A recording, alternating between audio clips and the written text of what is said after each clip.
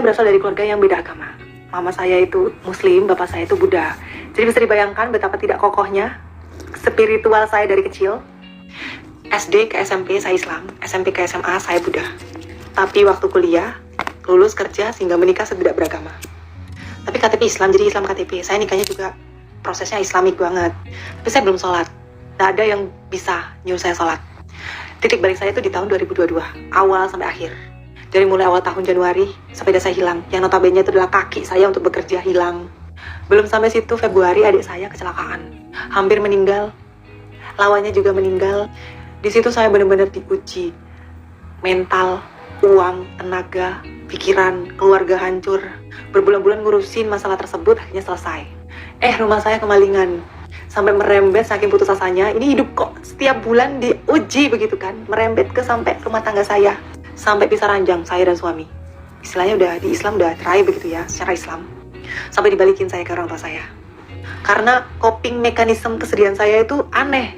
Jadi saya itu gak mau sama suami saya. Saya pikir suami saya itu gak ikut serta andil dalam kesedihan saya begitu. Jadi saya menjauh, ketemu sama cowok lain. Istilahnya berselingkuh. Akhirnya saya dan suami bisa ranjang gara-gara saya putus asa dengan kehidupan saya. Saya pilih kesenangan saya sendiri. Tapi tiba-tiba aja saya itu pengen sholat malam waktu itu, bukan sholat 5 waktu.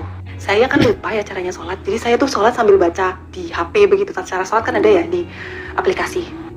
Masih belum sholat 5 waktu, masih sholat malam seminggu full saya sholat malam. Akhirnya lambat laut itu dibukakan pencerahan, kedamaian oleh Tuhan. Nggak tahu juga itu gara-gara sholat apa memang bagaimana, tapi ya itu yang saya rasakan begitu. Sampai akhirnya saya diajari lagi sholat sama suami saya waktu itu, tapi belum sama-sama ya, masih kayak ya udahlah hidup sendiri-sendiri dulu begitu. Jadi saya waktu itu sholat, tapi saya pakai headset. Nah, suami saya yang bacain itu, saya cuma diem aja.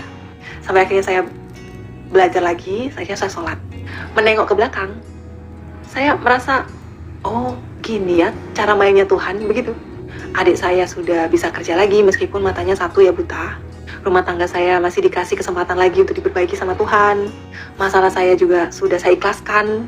Jadi kayak kehidupan saya sekarang lebih fokus pada gimana cara mengikhlaskan, gimana cara mensyukuri apa yang ada saat ini begitu. Dan tidak ada keinginan untuk Tuhan saya mau ini dong, mau ini kayak gitu, enggak. Saya diangkat, masih diselamatkan dari cobaan tahun 2022 aja, terus bersyukur. Tidak bunuh diri itu sudah, Tuhan, ini keajaiban sekali begitu. Karena di tahun 2022 itu saya rasa sekali Tuhan itu menekan saya habis-habisan. Karena mungkin dia merasa saya itu di atas awan ya.